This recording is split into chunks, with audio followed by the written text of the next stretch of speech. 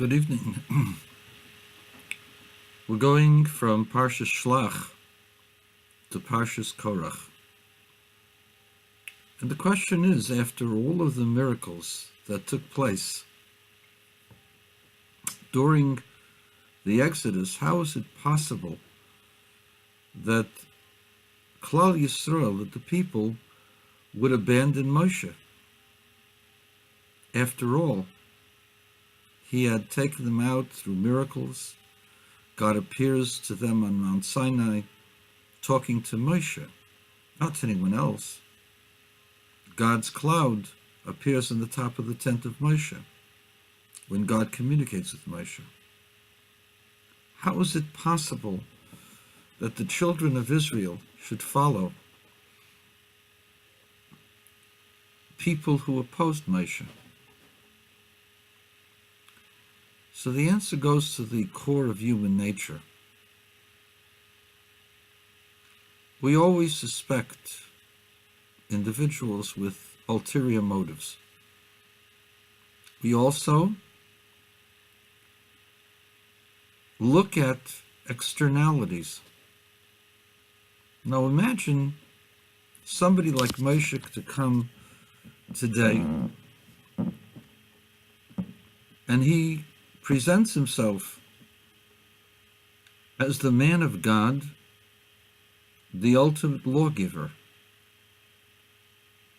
The first thing that people ask is, which yeshiva did he learn? Did Moshe Rabbeinu learn in a yeshiva? And the answer is no. He was self-taught, and whatever he learned from God Almighty himself.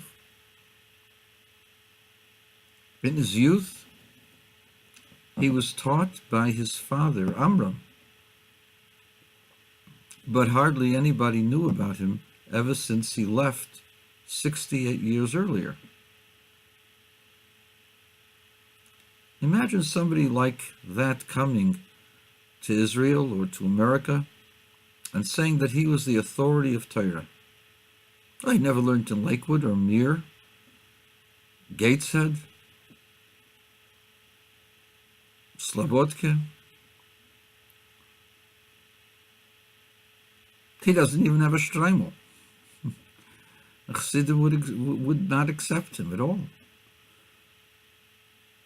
That's exactly what happened to the Lubavitcher Rebbe. The Rebbe never learned in a formal yeshiva. Did you know that? He never learned in Lubavitch. Even Lubavitchers questioned, who is he? He never learned with us. We don't know anything about him. Those who knew the Rebbe knew that he was a man head and shoulders above everyone else.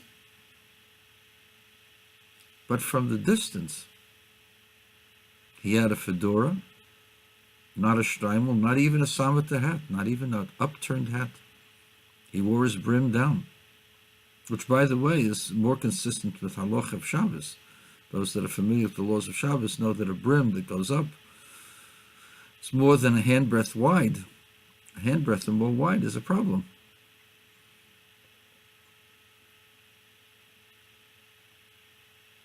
But the Rebbe didn't look rabbinic enough for most of these groups. And he didn't learn in the yeshiva.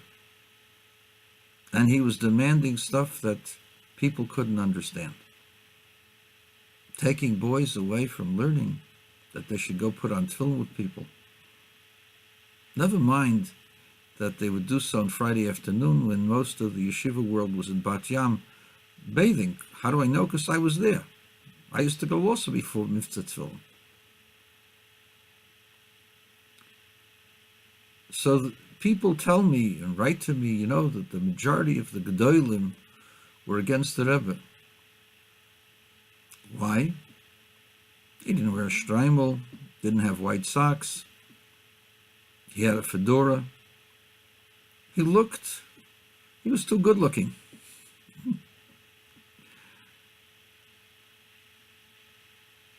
He looked like a modern man, despite the fact that he had extremely traditional ideas. with great faith, incredible faith, like a child, in every aspect of Torah. And those who opposed him went on vacations to Miami Beach all the time. The Rebbe never took a vacation. During the 43 years of his life as the leader of the Lubavitch movement and as the Rebbe of the world, he never went on one-day vacation. He never stopped his activities. Just like Moshe. Moshe Rabbeinu, the Medrash says, didn't look like a Rebbe. He had no shteimel. There was a king from a foreign nation tried to find out what he looked like. He sent artists, and they sent him an artist rendition of him looking like John Gotti, like a gangster. He sent another artist, same thing. Sent another artist, same thing. Couldn't believe it, so he went himself. Sure enough, Moshe Rabbeinu looked just like the artist rendition, like a gangster. And before he could open up his mouth, Moshe Rabbeinu says, "What do you think? You take a cocker spaniel and you make him into a tzaddik. It's only when a person has great power and makes the choice to do good with that great power that makes for a tzaddik, a true leader."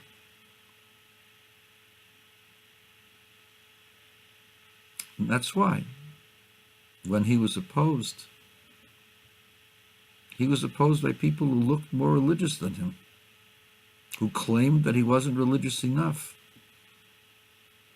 After all, Moshe Rabbeinu was telling them that they had to go to battle. They had to go into the land and harvest and work on the crops and take care of their flocks. During the desert, all they did was sit and learn.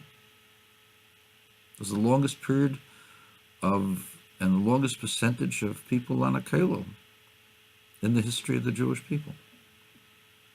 And they wanted to perpetuate that. They wanted that they should stay in the desert and not have to deal with the physical world. And the Meraglim, the spies, were not bad people. They were good people. That's why they were believed, because they were good people. And their intention was noble. They felt that Moshe Rabbeinu had made this up. Yes, God wanted to take them out, but God didn't want them to engage in the physical world to the extent that Moshe Rabbeinu was talking about. God wanted them to be spiritual and holy, and they were in that condition. Why would they change it right now?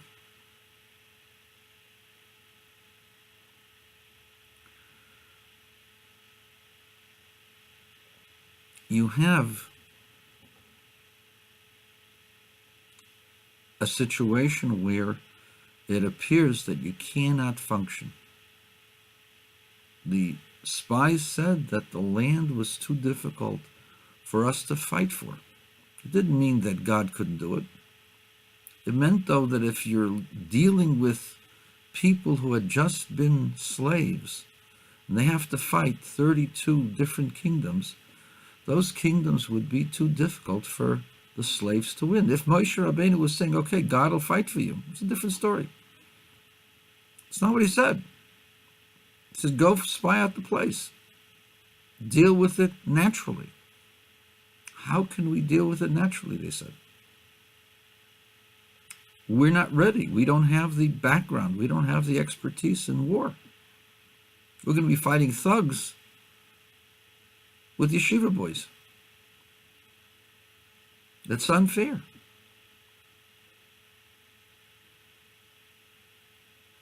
So what's the answer? The answer is, if you go by your abilities, you're right. You don't have the abilities to win. But if you go with the power of Moshe, saying that you're Moshe Rabbeinu's shliach, his agent, then you don't go with your power, you go with his power. And who is Moshe Rabbeinu? He's the agent of God, so you're going with God's power, not your own. How does this work? I don't know how it works. But I'll tell you this much. The Rebbe sent an army, his yahrzeit is going to be in 10 days. The Rebbe sent an army of about 5,000, that's 12,000 people, all over the world, men and women, who have children and grandchildren, to start a revolution, to change the world.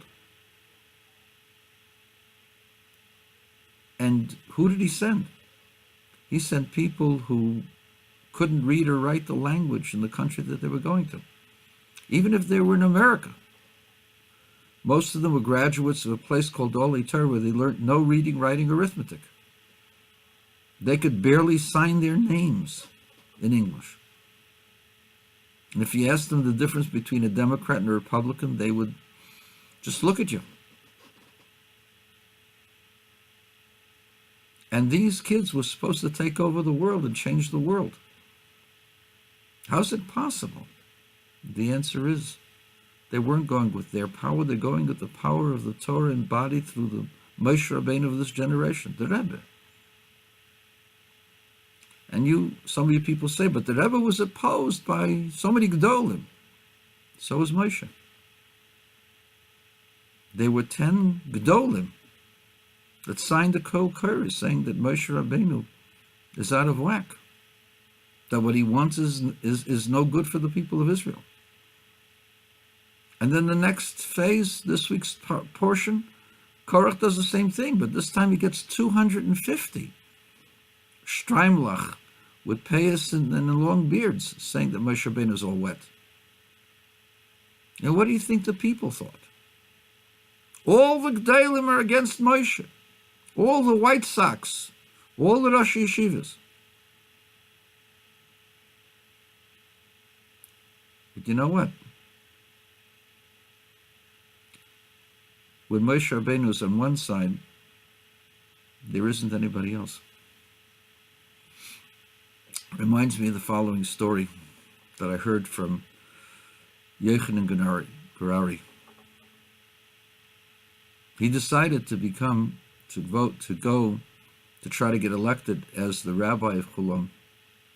And the Rebbe agreed, gave him a bracha.